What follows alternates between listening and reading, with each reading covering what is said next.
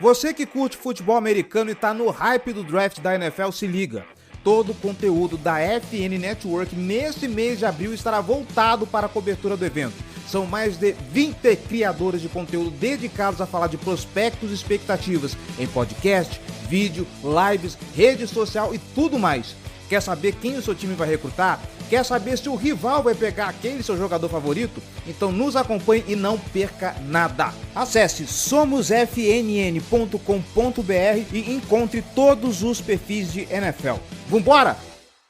Esse podcast faz parte do site Fambonanet. Acesse fambonanet.com.br.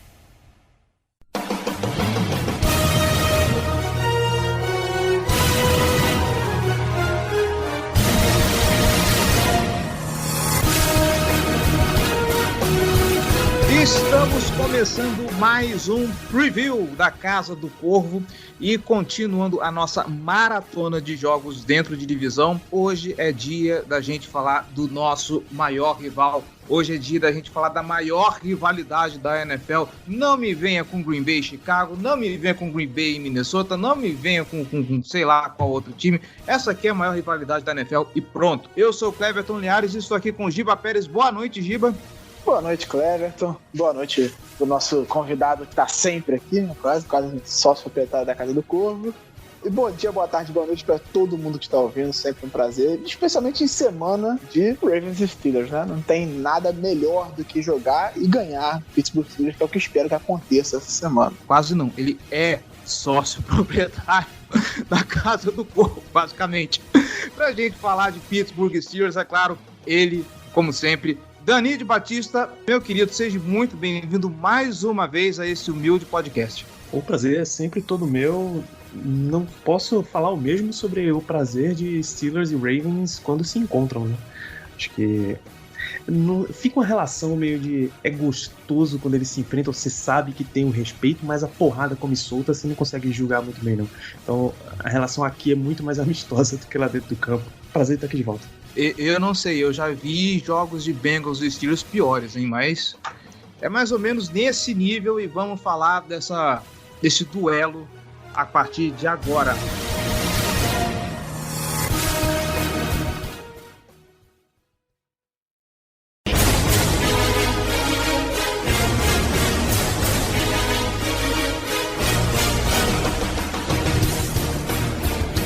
Danilo, a primeira pergunta que eu vou fazer tem mais a ver com um hate de Twitter do que com o cenário do Pittsburgh Steelers, talvez. Se eu não me engano, foi contra os Los Angeles Chargers. Eu tava vendo uma galera soltando o hashtag #FireMikeTomlin.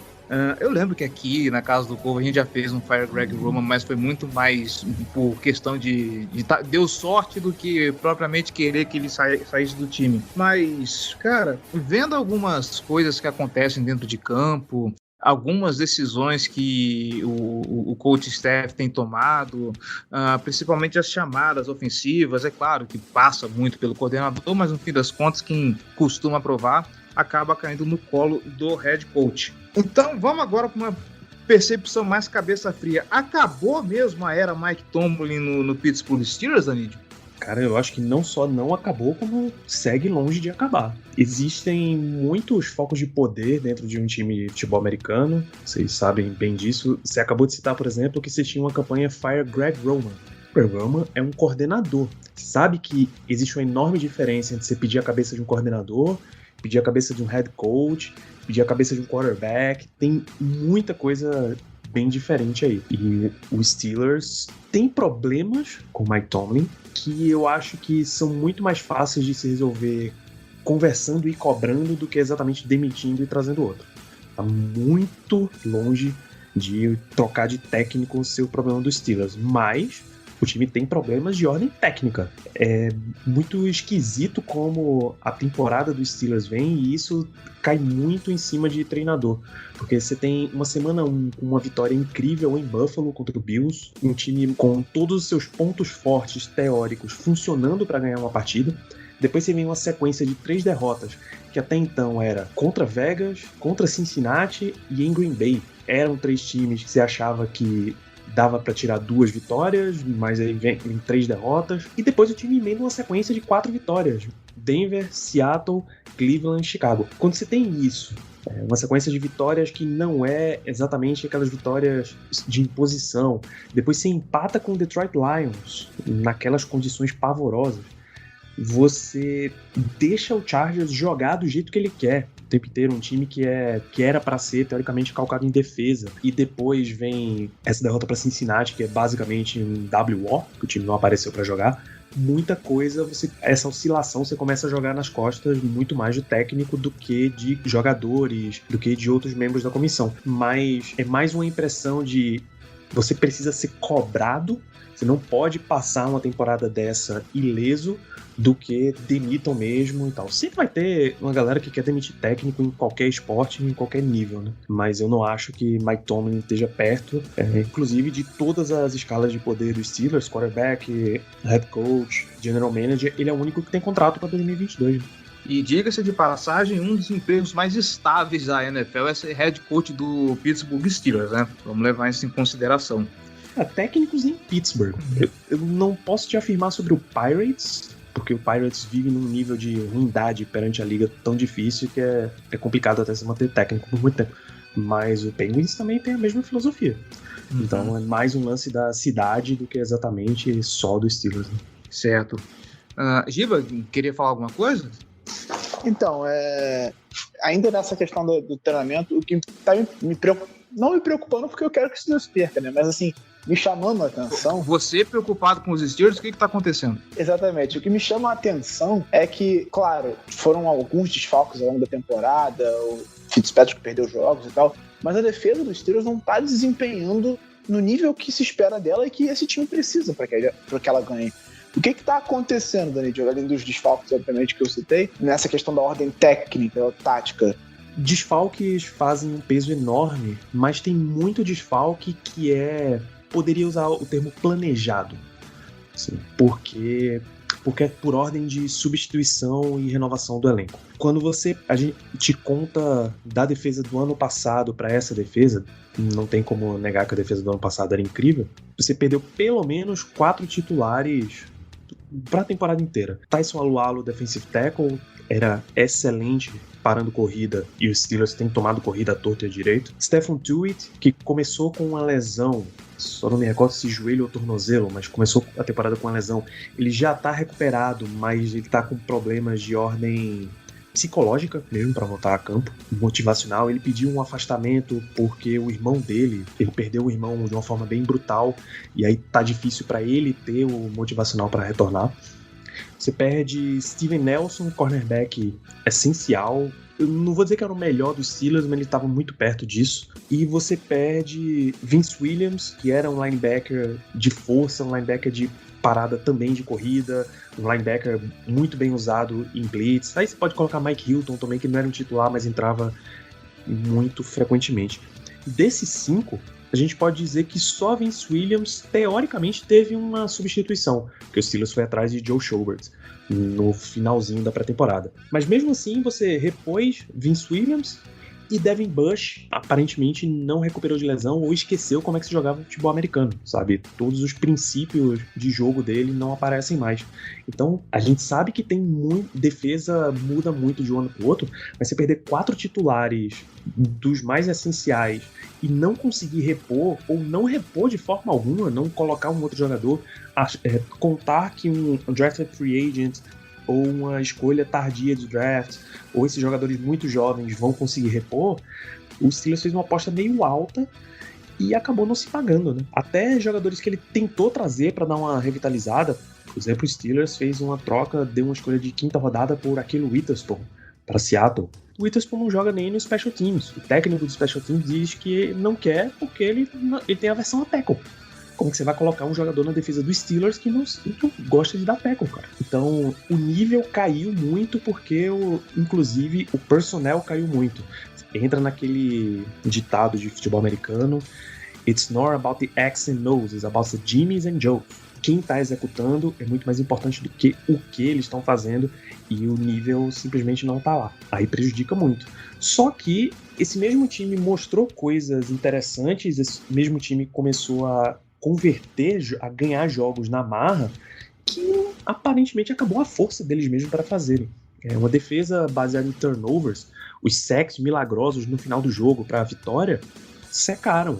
Turnover não é uma fonte que você pode ter confiável na NFL, e o Steelers estava confiando muito em turnovers e acabou sumindo, e as derrotas começaram a aparecer.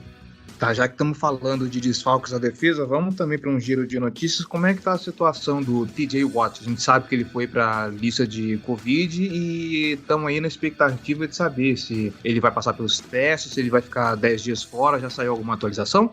Até o momento, ele não está disponível. Tá? Esse vai ser o drama, eu acho que até a véspera do jogo.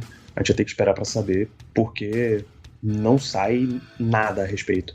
É só de que eles estão monitorando, estão aguardando para ver o que sai. Então, continua numa situação bem perigosa. Mas ele tá vacinado, né? Então ele pode jogar. Então, teoricamente ele tá. Teoricamente não tem nenhum jogador no Steelers que não esteja vacinado. Mas ele já tá há um bom tempo, né, nessa recuperação. É complicado. Sobre a versão a tackle, eu sei de um time na AFC Norte que boa parte da defesa também tem a versão a tackle, tá? Não fique preocupado com isso. A versão e incapacidade são coisas diferentes. Isso. Mas chegar num nível que eu não sei se é incapacidade não, meu amigo. Às vezes parece má vontade, viu? Mas vamos lá. Piadas à parte, vamos virar um pouquinho e falar do ataque, que esse é um ponto que me deixa bastante curioso. Já falamos sobre ele na nossa live, lá no começo da temporada. É um cara que eu comprei o draft dele, falei que ok, eu entendo o que o Pittsburgh Steelers fez e tudo mais, de ter feito uma escolha alta num running back e tudo mais. Porém, agora que a gente começa a ver o que se apresenta em campo, eu começo a ficar envergonhado de ter defendido tanto assim, porque eu não sei o que está acontecendo. Nesse momento, se eu fiz a análise certa em jardas corridas, o Pittsburgh Steelers é o 28º, com 87,1 jardas por jogo. Se tratando de alguém que investiu pesado no running back, sabendo que Ben Roethlisberger não está passando tão bem assim a bola, porque é a idade e tudo mais, tudo que a gente sabe. Danny de Batista, cadena de Harris, ou o problema vai para muito além dele? Obviamente o problema vai para muito além dele, né? Nadir é impressionante, cara. Ele é um cara que tá na dedicação, é o cara que ganha uma jardinha a mais, 2 jardinhas a mais, mas que o time colocou um estilo de bloqueios para ele que certamente não é o melhor, sabe? A gente tá acostumado a correr atrás da linha de Alabama, que pra o nível de college football é perfeita pra ele. Simplesmente vai abrir qualquer buraco que precise e ele vai ter um espaço pra correr livre e à vontade. Não é nem o que o Steelers está fazendo, conseguindo abrir espaços, a linha ofensiva não deu a coesão que a gente precisava, a linha ofensiva começou a ter agora problemas com lesão, e nem é exatamente o que está sendo pedido para ele. Não está sendo pedido para fazer tudo. A real é essa, e não exatamente concentrando. Ele tem 64 jardas por jogo, o que é bem abaixo do que você esperaria de um running back primeira rodada. Recebendo, ele tá com coisa de 31 jardas por jogo também, 5 targets, 5 jardas por toque. O que também, a gente já teve jogo para ele receber 19 passes na direção dele, sabe? O ataque do Steelers inteiro não funciona muito bem e isso acaba meio caindo nas costas do Najee, justamente porque ele foi uma escolha tão alta. É meio bizarro até o jeito que o Steelers usa. É só um lance de, não, entrega aí que ele resolve, sabe? Ele poderia resolver, mas em nível universitário, né? Eu gosto de Andy Harris, eu não crucifico exatamente, mas o timing da escolha ficou meio zoado. Assim, se ele tivesse sido essa escolha nos 5, 6 anos que os Steelers tinham uma linha ofensiva, vou dizer até mais do que sólida, entre as melhores da liga, aí você tinha um cara para explorar todo o potencial. Não é à toa que Le'Veon Bell, por exemplo, foi aquela grande estrela para a liga. Para a situação atual, já tá um lance meio doloroso de assistir, assim. O Steelers entrega bastante a bola para ele e as coisas não saem.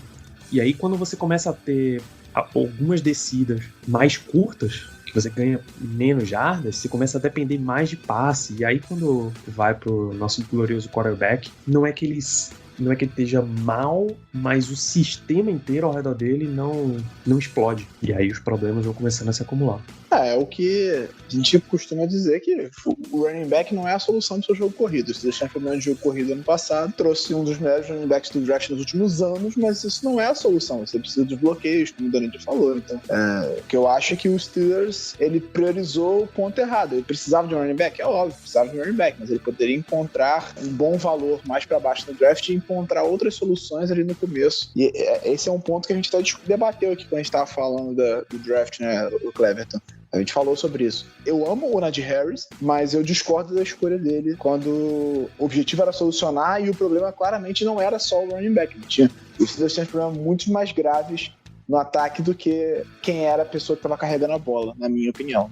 Pois é, e aí se acumula muita coisa. Quando uma defesa adversária não respeita o passe, eles conseguem acumular jogadores para parar a corrida. E aí a corrida diminui, e aí você tem que ir pro passe, e o passe não tá dando certo, e a confiança vai diminuindo, e vai só empilhando as coisas. Pelo menos não tá a calamidade em termos de drop que tava no ano passado. Uma boa parte dos recebedores dos Steelers tem tido um percentual bem alto de recepção. Deontay Johnson tá recebendo muito bem, o Pat Frymouth, tight end calouro, tá recebendo muito bem, e isso tá dando um certo alívio, até que não é esse o problema, mas são muitos outros problemas. É triste saber que toda vez que o Steelers vai para uma 3ª e 7, 3ª e 8, vai vir um passe, e esse passe vai ser feito antes da linha de scrimmage, diminuindo imensamente as chances de o recebedor conseguir realmente converter uma primeira descida. É um time que ele dependeria muito de jardas depois da recepção, mas que o time não consegue exatamente abrir os espaços e achar os jogadores nos melhores lugares para conseguir essas jardas depois da recepção. Então vai começando a ficar pesado o time, o clima tá realmente bem chato. Não, e essa história do jogo corrido, de novo voltando àquele fatídico jogo contra o Los Angeles Chargers, é uma coisa que até me incomodou. E até feio falar que me incomodou vendo os Steelers jogar, mas a gente via o Pittsburgh Steelers próximo da endzone ali, pra frente das 10 jardas, bem próximo da endzone, e a gente vê chamadas de passe, quando você simplesmente podia dar a bola na mão do Najee pra ele tentar resolver alguma coisa logo. Então, assim, acho que não só também, os bloqueios não estão funcionando pra ele. A impressão que eu tenho é de que o ataque, as chamadas dão muito pouco a bola pra ele também. Pelo menos a percepção que eu tenho. Não sei se isso se traduz mesmo na realidade. Traduz, cara. Eu até vim buscar aqui a sequência de jogadas no play-by-play de Steelers e Chargers, aquele Sunday Night Football, né? A primeira campanha, o Steelers entrou na Red Zone, chegou na linha de 18 do Chargers e não teve nenhuma jogada com Najee Harris. A campanha seguinte terminou com um field goal.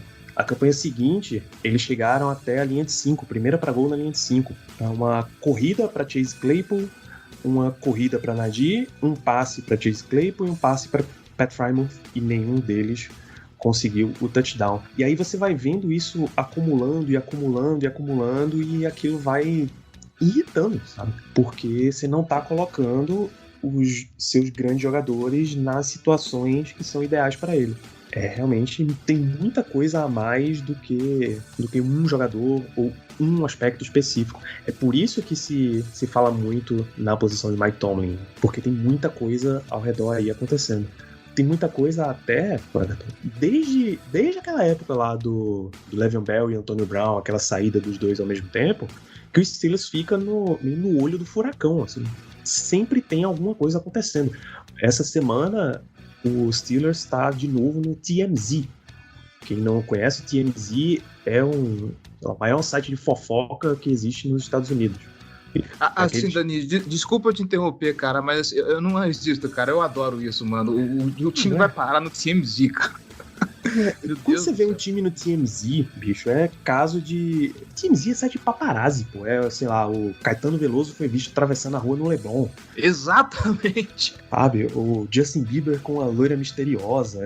É uns lances desse. E o Steelers tá no TMZ. Por quê? Porque tem a declaração do Chase Claypool dizendo que o treino ficaria melhor com som, e o Cam Hayward, capitão de defesa, foi lá dizendo, não, a gente não vai ter som aqui. Cara, é o tipo de pequenas coisinhas que rapidinho você chama o cara junto no vestiário e resolve, vai pra mídia e toma uma proporção incrível, sabe? Então, nem isso, nem o ambiente externo ajuda.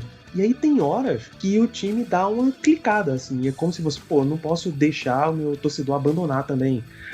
O que a gente cogita é que, de novo, o Big Ben tá desligando o ponto dele no capacete e ele mesmo tá resolvendo jogar ali, aquele futebol americano de jardim de infância. Sabe? Não, a gente resolve aqui, vamos nós mesmo, tu vai pra lá e vamos jogar aqui. Nesse esquema, por exemplo, que o Steelers empatou, virou o jogo em cima do Chargers e depois acabou tomando o touchdown. As coisas não estão muito encaixadas nesse time. Eu ia até perguntar se você concorda com o Claypool, coloca uma musiquinha antes do treino, que essa é a solução do time.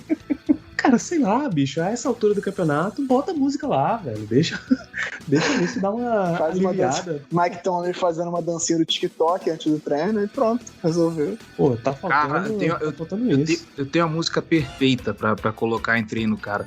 Eu não sei se vocês vão lembrar daquele programa de aeróbico que tinha nos Estados Unidos nos anos 80. De campeonato de aeróbica. Não. De aeróbica. Caraca, eu vou mandar esse vídeo pra vocês. Rodrigo, se você conseguir, coloca essa música na trilha sonora do programa, por favor.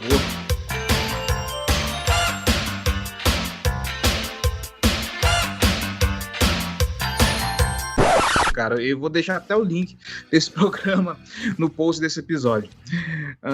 Devaneios à parte, já que entramos nesse quesito, vamos falar um pouquinho também desse ataque aéreo, porque, já que o Najee não tá correndo, talvez o Big Ben resolvesse e não tá resolvendo. Óbvio que a gente entra no quesito de que o Big Ben está velho, bloqueios não ajudam, inclusive o Big Ben talvez seja o quarterback mais seja obrigado a ter um release rápido na NFL, porque praticamente não tem proteção ali. O corpo de wide receiver já não é mais daqueles que a gente se acostumou a ver. Dá pra achar alguma coisa aí que se salve nesse ataque?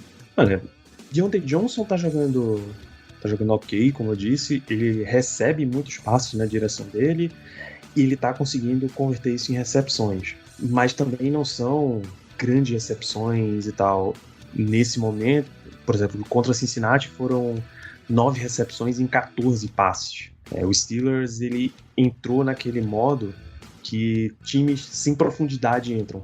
Quando você vai perdendo 1, 2 jogadores, 3 jogadores, em geral, você redistribui as coisas. Você chama um wide receiver 4, coloca ele dentro do jogo também, tal, mas o Steelers, ele fica num lance meio clubinho fechado, assim. Parece que o Big Ben só confia nos caras que ele já tem há mais tempo e tem 2, 3 caras só sobrando dessa lista e vai ser só com eles pra resolver, se não for, não dá.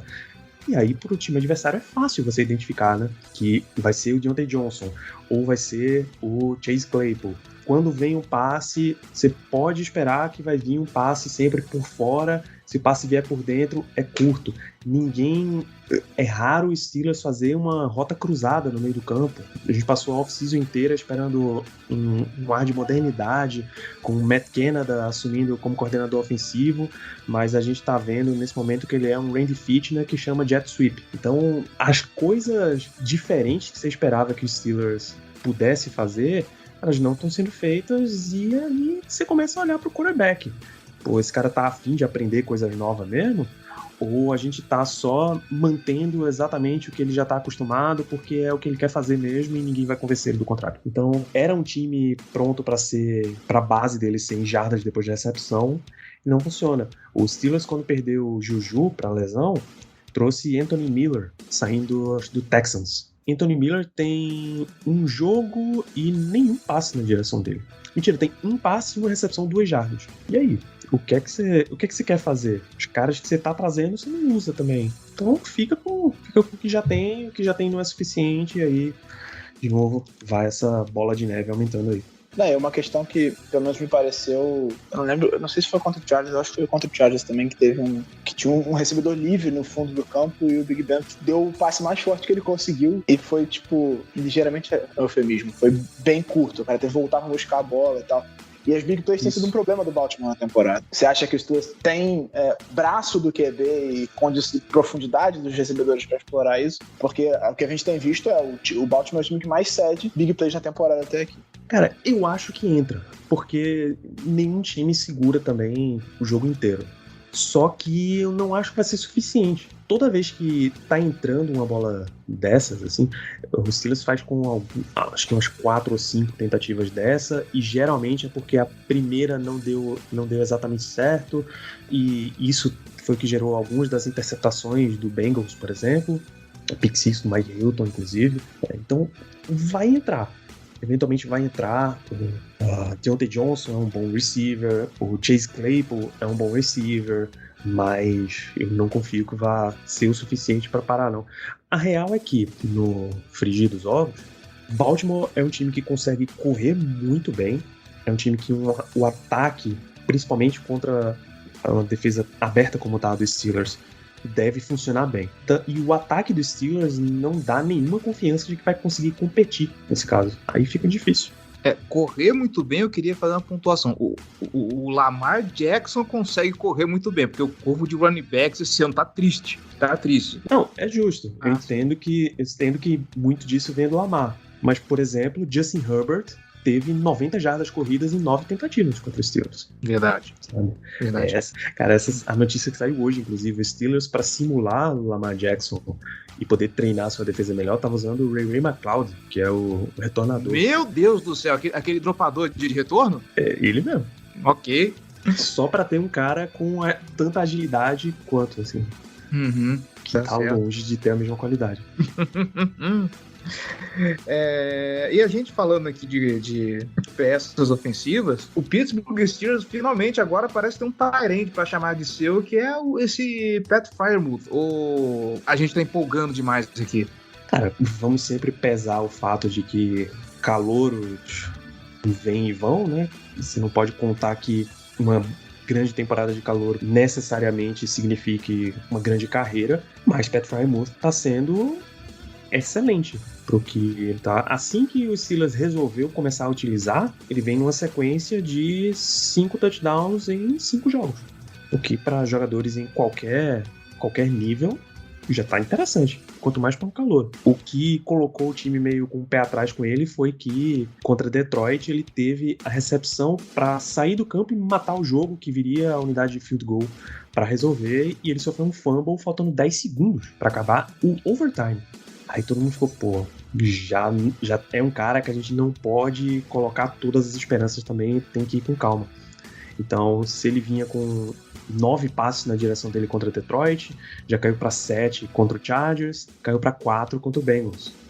O time tá indo aos poucos, mas enfim, em tudo que estão pedindo para ele fazer, ele tá conseguindo converter bem. O Steelers já teve jogo que não pôde contar com Eric Ebron, e eles nem chamaram outro tight end para a partida, porque estavam bem confiantes que Pat Freiermuth, até Zach Gentry, que tem sido usado bem mais como um tight end de bloqueio, mas tem um passe ou outro ali na direção dele, ele tá com 7 recepções para 70 jardas nesse momento. O Steelers está contando que está sendo suficiente, mas claramente Pat Freiermuth é o tight end número 1 do time. Eric Ebron não tem mais espaço na equipe, não deve voltar para 2022 e ainda bem.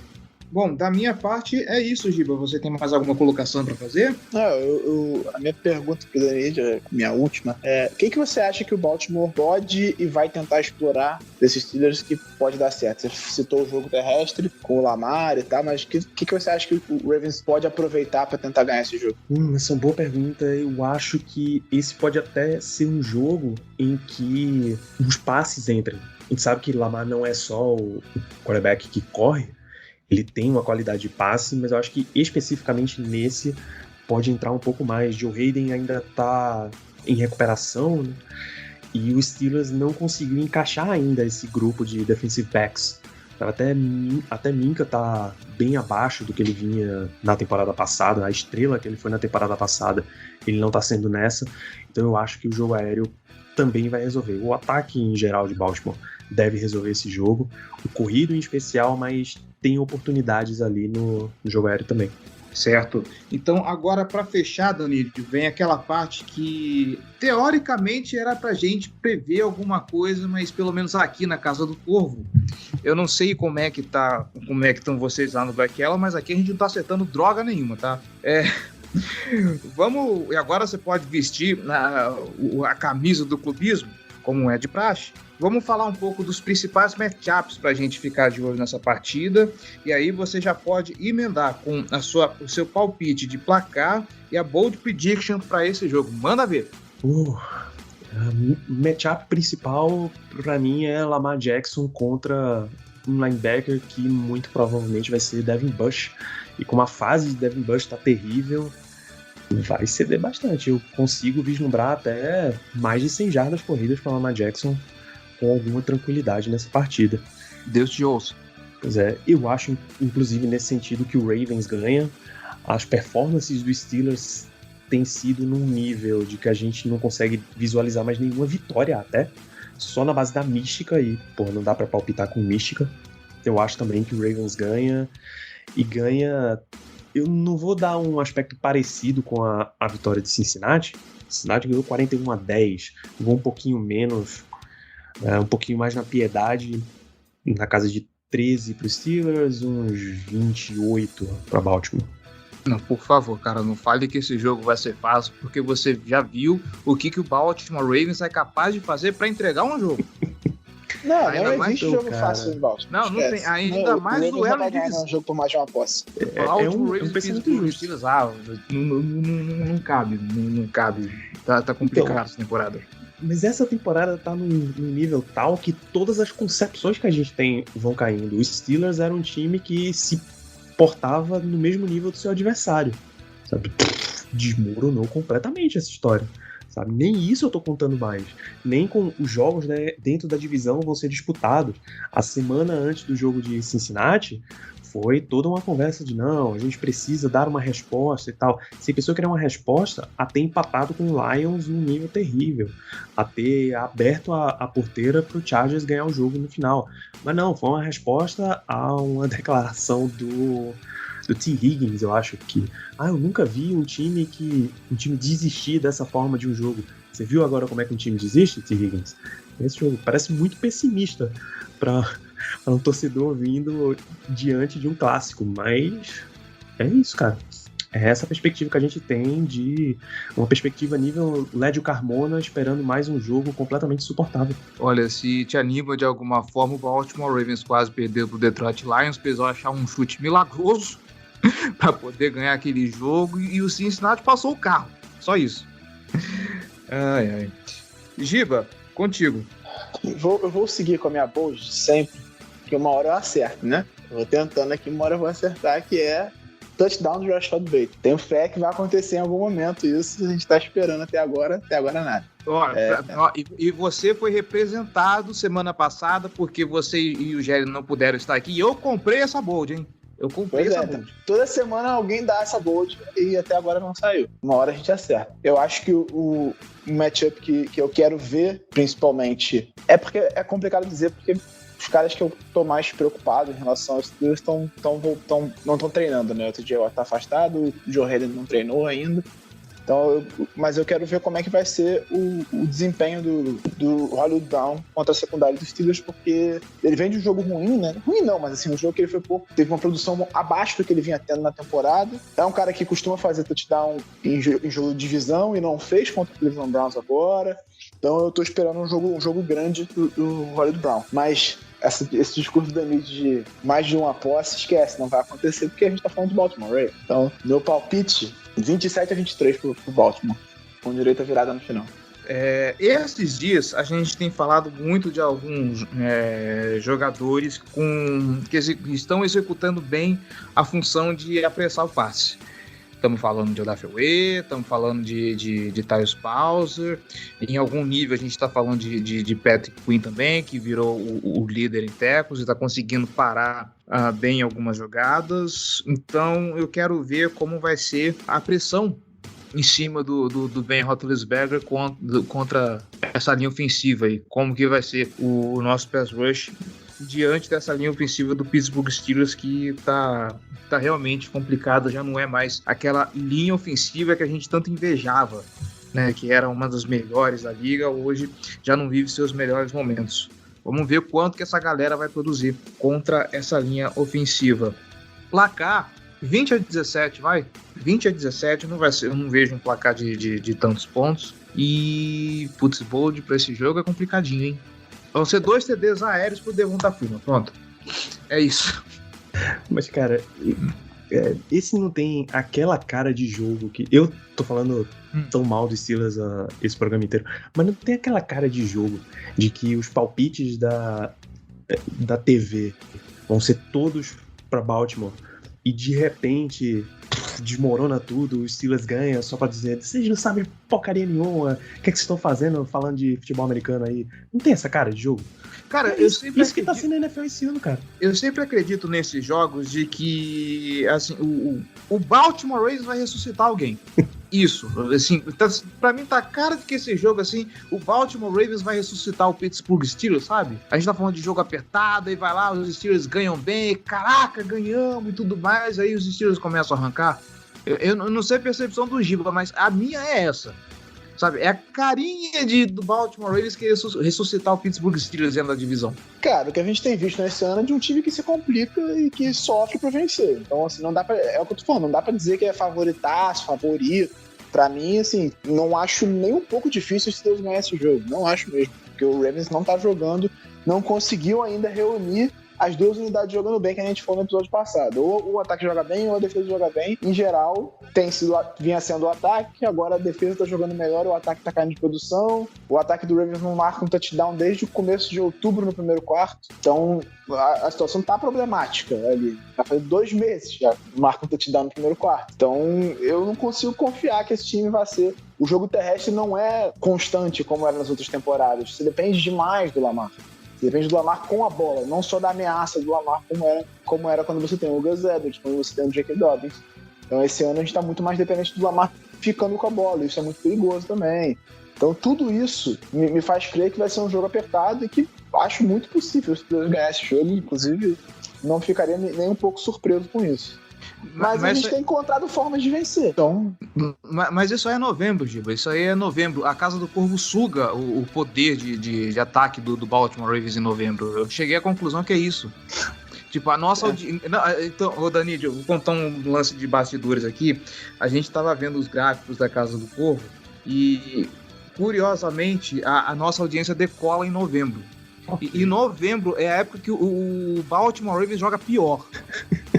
Eu não consigo entender isso. Você, ouvinte, depois me explique o que acontece, mas eu não consigo entender, tá? É muito estranho. Bom, acho que fechamos por aqui. Acho que conseguimos falar de tudo que tinha que falar sobre Pittsburgh Steelers e Baltimore Ravens. Então, Danilo, fica aqui o nosso agradecimento. Muito obrigado de novo por ter aceitado o nosso convite. Você que é praticamente membro honorário aqui da Casa do Corvo. O microfone é seu, meu querido. Fique à vontade. Pô, obrigado pelo convite, como sempre, Cleverton, Giba. É um prazer estar falando com vocês, mesmo que seja para Steelers e Ravens, né? Que dá sempre esse clima meio de guerra aí. Sempre muito gostoso falar com vocês e convidar aos ouvintes da Casa do Corvo para conhecer o Black Yellow Brasil, mesmo que seja só para essa semana de Steelers e Ravens, para essa primeira semana. Aliás, o NFL distribui melhor isso daí, bicho. Não dá para ser semana 12, 13 e 16. Muito perto, era bom no começo ou no final. Ajuda a gente também. De convidar a galera para conhecer o Black Yellow Brasil. Estamos todos, Casa do Corvo, Black Yellow, dentro do Fumble na Net, que não só tem esses dois, mas estamos em 75 podcasts de NFL, NBA, MLB e NHL. Confere lá, @FumbleNaNet, @BlackYellowBR e direto comigo, @Danilo Batista. Sempre um prazer estar trazendo tanto de esporte para vocês e vamos juntos. Esperamos que pelo menos o jogo seja divertido. Não sei para quem, mas que seja divertido. Cara, sendo melhor que o Sunday Night, tá ótimo. Porra, demais, demais. Só isso que eu peço. Porra, vai ser ainda aquele jogo com toda a pompa, né? Vai ter na ESPN Brasil, nos Estados Unidos vai ser a CBS, a equipe número 1, né? Ginette e Tony Romo, vai ser aquela loucura. Ah, ótimo, Tracy Wolfson na sideline, isso aqui é bom. Isso. Mais de 70, cara, eu tô perdendo a conta desse negócio. Preciso me atualizar. E fazendo convite, já que estamos falando de UFC Norte, curtam também lá o trabalho da galera do Dog Pound e do nosso mais novo, o Rudei, para você ficar por dentro de tudo que acontece dentro da divisão. Finalmente, depois de tanto tempo, conseguimos fechar a divisão dentro da rede. E Giba Pérez, como sempre, cara, muitíssimo obrigado pela participação também, muitíssimo obrigado pelos comentários. É isso, meu querido, tamo junto. Tamo junto, sempre um prazer. Torcer pelo Lamar não ter feito uma meditação, né, essa semana, depois de 4 interceptações contra o Cleveland Browns, e que ele venha mais calmo para esse jogo e que ele siga o padrão dele na temporada. O Lamar nunca perdeu mais de um jogo de divisão na carreira dele. Ele continue assim. E, inclusive, ele perdeu um para cada. Isso é legal. Ele perdeu em 2019 pro Cleveland Browns, ele perdeu em 2020 pro Steelers e ele perdeu esse ano pro Cincinnati Bengals. Ele continue nessa toada. Nesse lance de quarterback é a primeira vez que Vegas coloca o Ravens como favorito no jogo contra Ben Roethlisberger. Caralho, ou isso foi contra o Bengals? Não, acho que é o Ravens, mano. Vê que loucura, cara. O Lamar conseguiu a façanha de quebrar o estigma de lançar 4 interceptações e perder o jogo. Então, tudo pode acontecer. Tudo pode acontecer, cara. A NFL essa 2021. Essa é a NFL, eu diria. Esse ano tá uma maluquice. E é isso, meu querido ouvinte. Obrigado por mais uma vez chegar até aqui, escutar esse preview maravilhoso. A gente se vê, então, semana que vem para falar do resultado desse confronto Baltimore Ravens e Pittsburgh Steelers. É isso, até mais.